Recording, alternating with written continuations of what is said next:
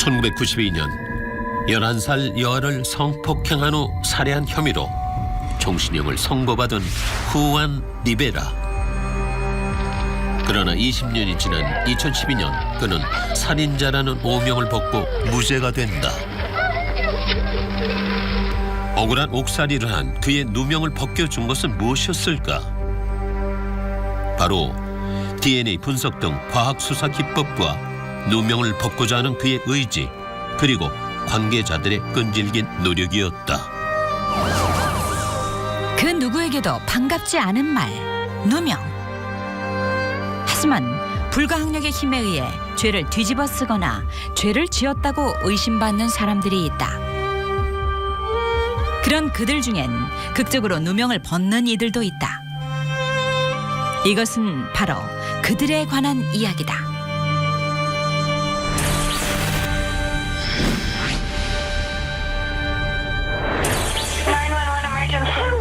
What's going on there, ma'am? We have a kidnapping. All right, can you explain to me? 1996년 12월 26일 새벽 6시경 She's gone. 콜로라도주 볼더 경찰서에 한 통의 전화가 걸려온다. Oh my God! 발신자는 그 지역 주민인 패트리샤 램지. 그녀는 6살인 자신의 딸 존 베넷 램지가 유괴됐으며 집안에서 범인이 남긴 것으로 보이는 쪽지들이 발견됐다고 했다.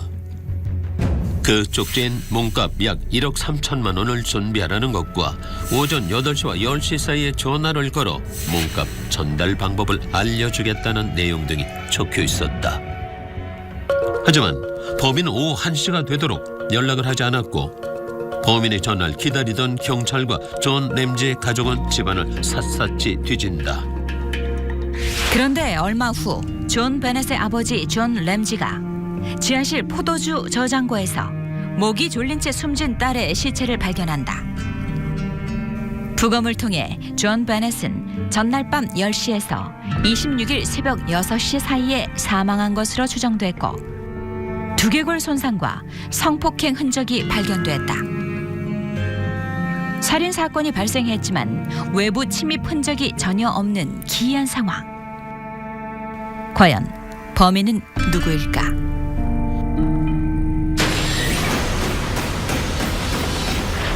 사건 초기 문제의 쪽지들과 사용된 필기구가 집안에 원래 있었던 것이라는 사실이 밝혀지면서 수사의 방향은 사망한 존 베넷의 가족들에게 향한다. 첫 번째 용의자, 아버지 존 램지. 딸을 성추행, 성폭행하다가 살해했을 것이다. 두 번째 용의자, 엄마 패트리샤 램지. 어린이 미인 대회에서 우승할 정도로 뛰어난 미모를 지닌 딸을 시기에 죽였을 것이다. 세 번째 용의자, 친오빠 버크 램지.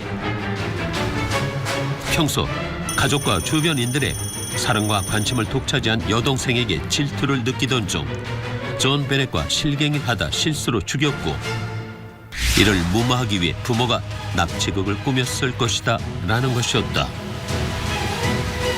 과연 이 가운데 범인이 있을까?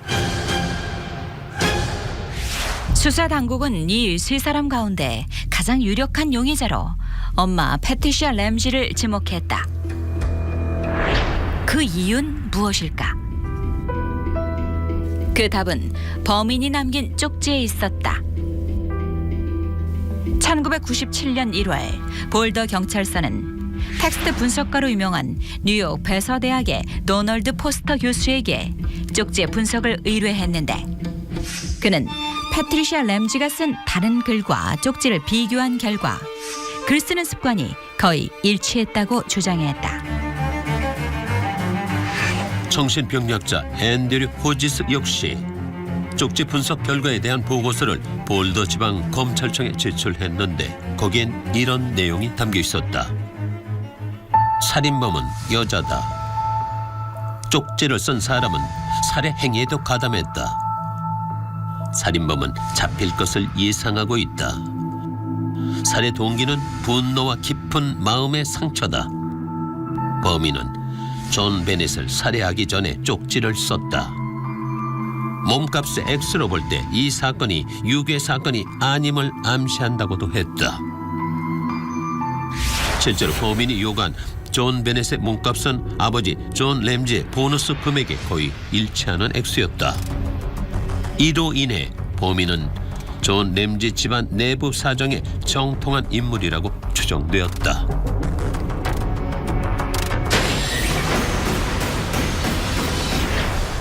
전문가들의 의견들이 제시되면서 한간에는 난소암 치료 이후 우울증을 앓던 패트리샤가 우발적으로 딸을 죽였고 아내의 죄를 덮기 위해 존이 시신을 훼손했을 것이라는 설이 퍼져나갔다. 이런 세간의 따가운 의심의 눈초리에 램지 부부는 시종일관 무죄를 주장했다.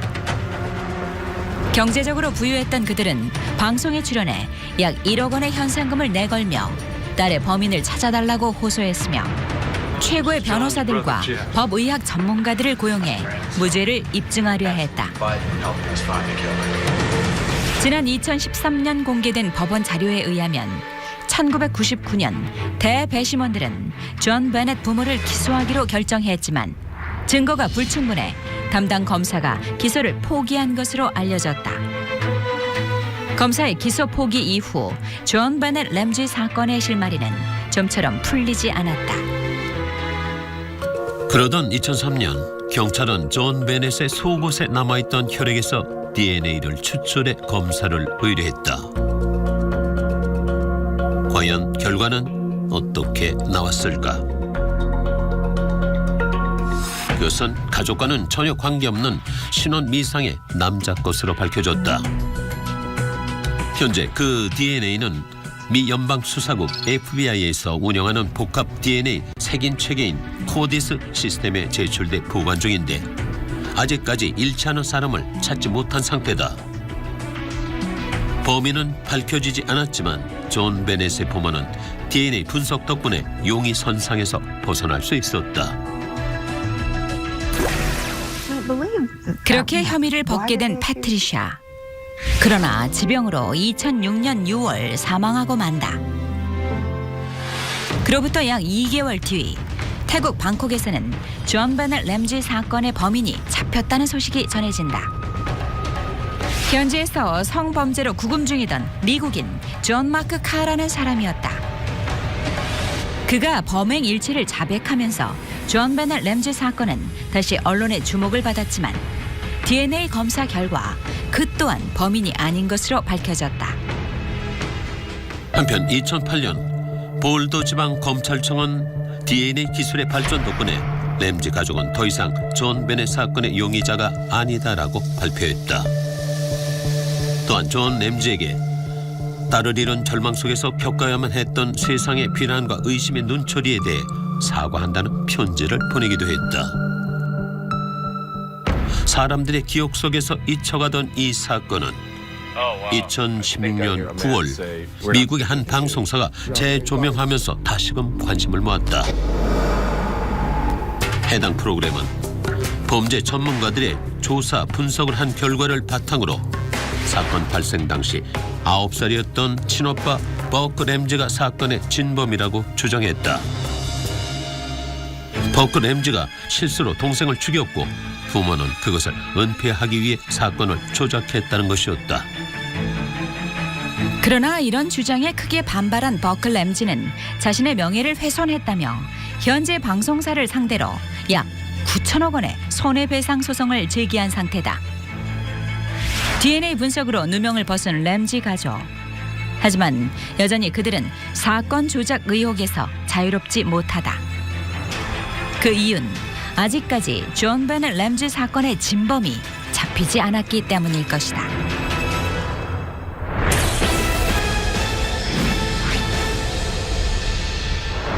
지금까지 호주 최대 미제 사건으로 남아있는 샤크암 사건.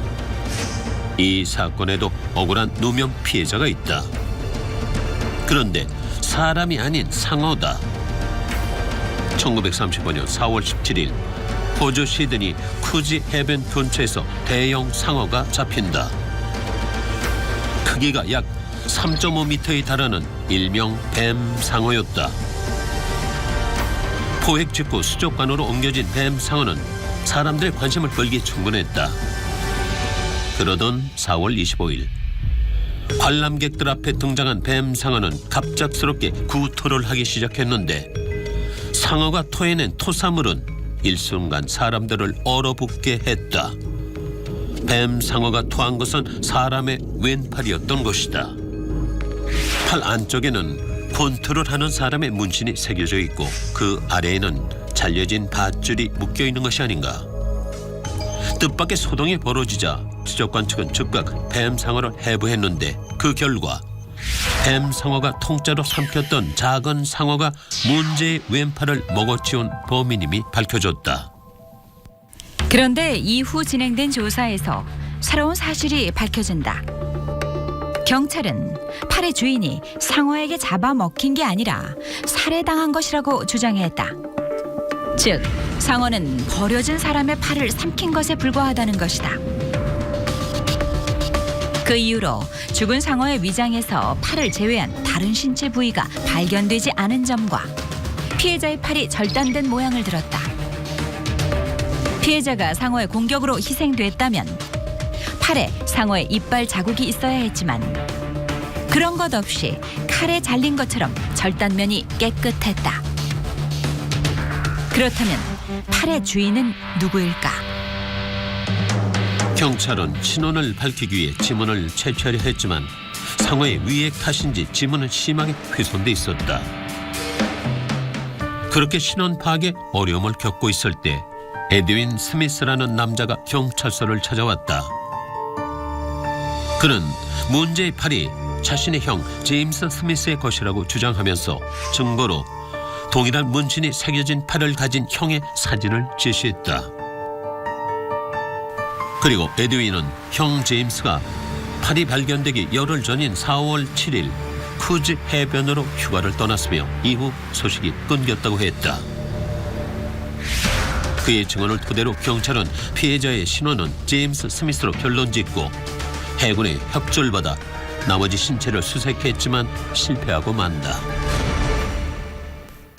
이제 경찰에게 남겨진 과제는 범인을 잡는 일. 에드윈은 경찰에게 형 제임스가 마약 밀매에 관여하고 있는 것 같다고 증언했으며 마지막으로 만난 사람이 패트릭 브래디라는 사람이라고 제보한다. 그의 제보를 근거로 경찰은 패트릭 브래디를 소환해 조사했는데 그는 제임스를 만나긴 했지만 차 한잔 마시고 헤어졌다고 우기며 자신은 범인이 아니라고 주장했다. 유력한 용의자인 패트릭이 혐의를 부인하면서 사건은 점점 미궁으로 빠져들어갔다. 그러던 어느 날 경찰은 패트릭 브래디를 호주의 유명한 사업가 레지널드 홈즈의 집까지 태워다 주었다는 택시 기사의 제보를 확보한다. 레지널드 홈즈는 꾸준한 기부 활동과 자선 사업 등으로 호주인들의 존경을 받고 있던 유명 인사였다. 그런데 경찰 조사 결과 마약 밀매에 깊이 관여하고 있었던 것으로 드러났다. 결국 경찰은 레지널드를 소환해 사건에 대해 물었는데 그는 패트릭이 사람을 죽여 바다에 유기했고 그래서 영국으로 투피해야 하니 500파운드를 달라. 만약 돈을 주지 않으면 마약 밀수업자라는 것을 폭로하겠다며 협박했다고 주장했다. 레지널드의 증언을 바탕으로 경찰은 패트릭 브래디를 살인죄로 긴급 체포한다.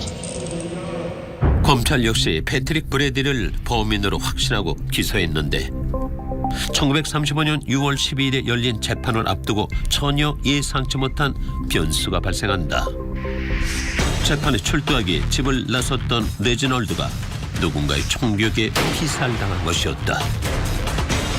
사건에 대해 결정적인 증언을 해줄 증인이 사라져버린 상황에서 재판은 진행되지 못했고 유력한 용의자였던 패트릭 브래디는 증거 불충분이란 이유로 무죄 방면되고 만다. 증인인 레지널드의 석연찮은 죽음으로 인해 미궁 속으로 빠져버린 일명 샤크암 사건.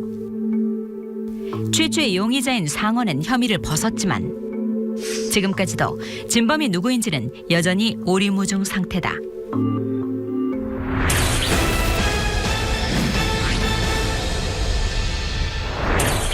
캔자스주 캔자스 시티에 사는 리처드 존스.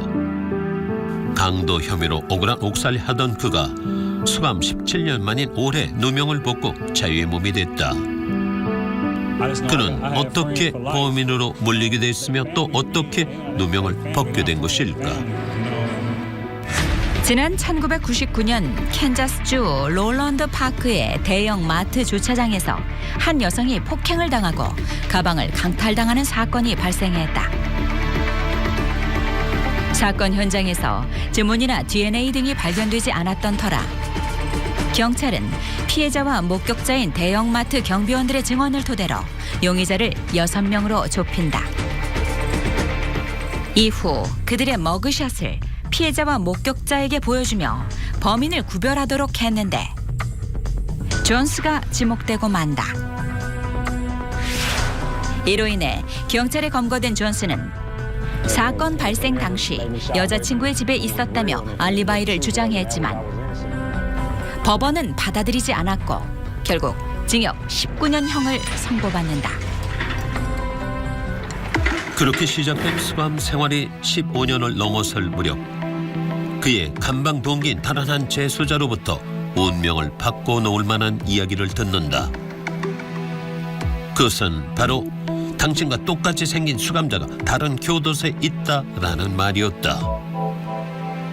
이후 그 사람의 사진을 보게 된 존스는 깜짝 놀라지 않을 수 없었다. 그 사람의 외모가 자신과 너무나도 흡사했기 때문이었다. 얼굴 생김새는 물론 피부톤, 헤어스타일, 짙은 쌍꺼풀과 수염을 기른 모양까지 구별하기 힘들 정도로 닮아 있었다. 이때 존스의 머리를 스친 생각은 그가 진범일 수 있다는 생각이었다.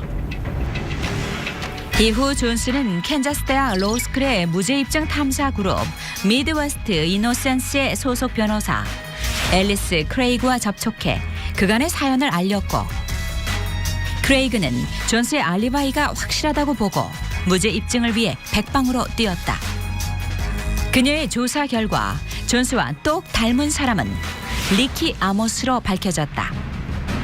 그는 존스보다 1살 적었고 신장과 체중은 183cm, 91kg으로 같았다. 한편 수사기관의 재수사도 진행됐는데 그 결과 강도 사건 당일 아모스를 주변에서 픽업해 대형마트 주차장에 내려줬다는 증언이 확보됐다. 아모스는 1999년 당시에는 법망을 빠져나갔으나 이후 성폭행, 마약 소지 등의 다른 범행으로 복역 중이었다.